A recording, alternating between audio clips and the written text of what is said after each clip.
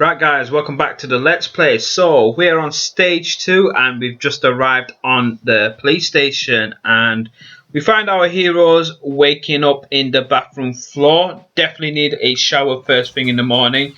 But yeah, we got the original minions over here, the small minions all locked up behind bars. So it does seem life of crime doesn't pay off in these streets too much because you can end up in prison. So there is some sort of society structure going around over here. The police force ain't too useful, although the jail cells can be quite weak and easily punched in by a man wearing a boxing glove. And now we've even got Officer Oinkers over here as pretty much the bad guys, the piggies over here, as just as much as corrupt as the villains. So pretty much this is what's going on. You got bad guys locking up bad guys. So Officer Dick over here pretty much coming in trying to take care of Axel, but of course Axel and Floyd have got more training than this entire police academy behind. And check this out guys, we got officers pretty much ganging up and beating up one of the bad guys. No wonder these criminals do not turn away from crime, because the rehabilitation program in this place is absolutely dreadful. If you are teaching violence to these prisoners,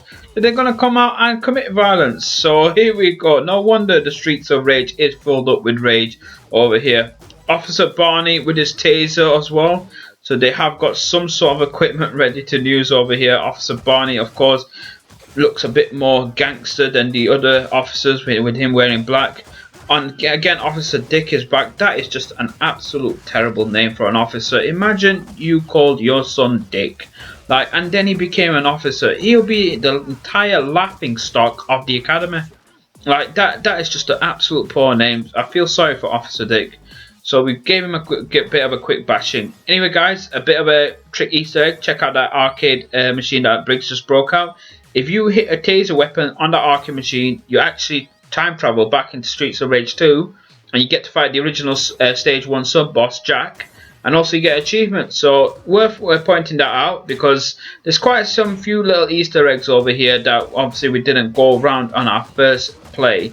But then at the same time, we figured it out more and more as we research into the game. So definitely worth mentioning that. Now, speaking of something else new, this guy is an absolute cunt. Now, I hate anyone in Call of Duty who uses a riot shield. So for him to be using a riot shield straight away is not great in my eyes.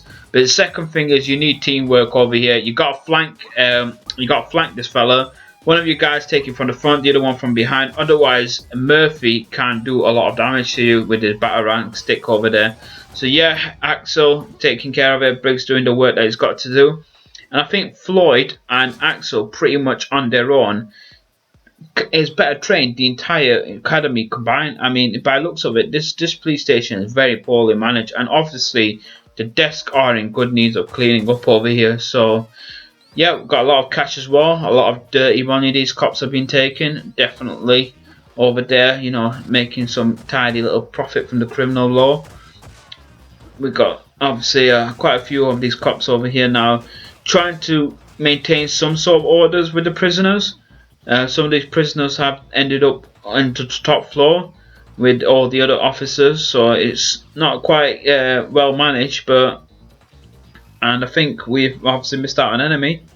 We're going to try and travel, got to go back. And it's Officer Dick taking care of an enemy for us. So Officer Dick once proved his a bit of his use for us.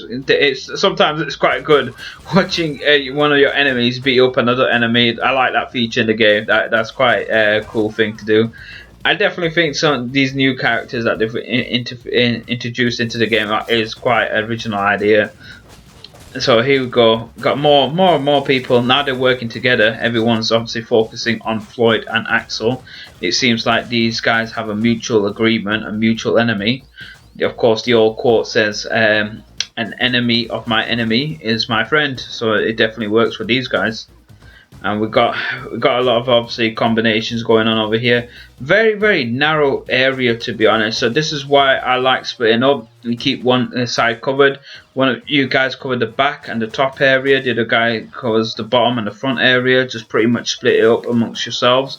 And it's definitely worth keeping an eye out, obviously seeing where the enemies are going, so you can pretty much come in and help your ally Some of you guys may keep the friendly fire off as well, which then pretty much allows you to free roam as well for a bit. For those of you who like to play in the original standard version and want to keep that friendly fire on, then that's just pretty much the basic tactic you guys should go for. So got Mr. Garcia or Mr. BT hiding behind this desk over here. He definitely wants to switch up his activities. So, and Briggs is getting beaten up by Murphy. Murphy is an absolute cunt, if I have to say so myself. I'm not gonna lie, Murphy. You just pretty much, this is why gamers don't like people that use Riot Shield. It's just pretty much too OP, really. It requires no skills.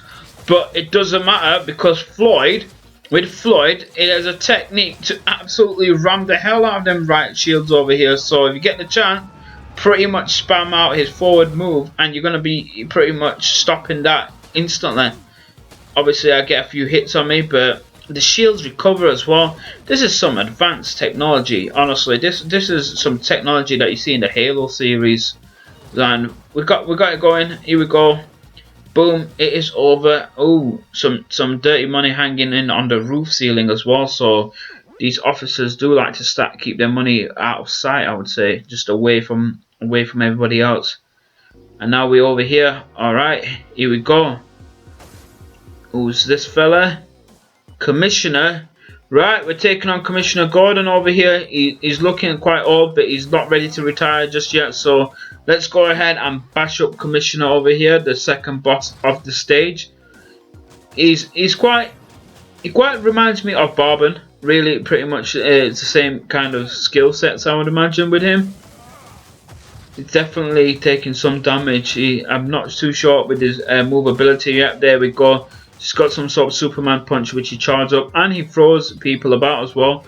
Wow, he can easily make Floyd look like a peanut bag over there. Definitely does some real damage. If you gets hold of you on that grapple, then you're gonna be quite struggling. Shoryuken once again from Briggs. I'll take care of the piggies at the back. His minions over here. Come on, Commissioner. You're keeping all that money to yourself underneath your desks over here as well. Grabbing hold of some of these guys. Special ability used by Briggs as well. Time for mine. Boom. We've got the Ultra Floyd Cannon over here once again. Now Commissioner is definitely on the lower end of his life scale, so we pretty much probably might see him getting more and more upset over here. He's just come all the way with a Superman punch. Wow. He's definitely powerful. So he's one of these bosses that you don't want to mess around with. Keep it up close, keep it personal. Try to avoid him when he does his supercharge. But Floyd has just got hold of him. I've just pretty much grabbed him at the end, and I've let him go because I'm a pacifist. I do not believe in violence. Once a man is down, he's down. There is no point further humiliating him. He's already shamed enough. He's just got beaten up by 2 guys and his entire police crew in front of him as well. So I have to let him be. You know, he's done. He's had enough. And we got rank B. That's good. I'll be happy to show that report to my parents. As an Asian kid, it's quite important for me to get a good grade as well. Finally, I get to meet the city's finest heroes. Now, who is this guy? That's Axel puts it. Who the hell are you? Call me Mr. Y, my dear sister, and I are the new owners. Alright, so we got the albino Mr. X over here, who's just pretty much come in over here with a big pile of cash, or a very generous offer. And let's see what the team responds with. Got to consider it very carefully. And it's just got burnt right in front of Mr. Y's face. He doesn't look too happy and getting shot at.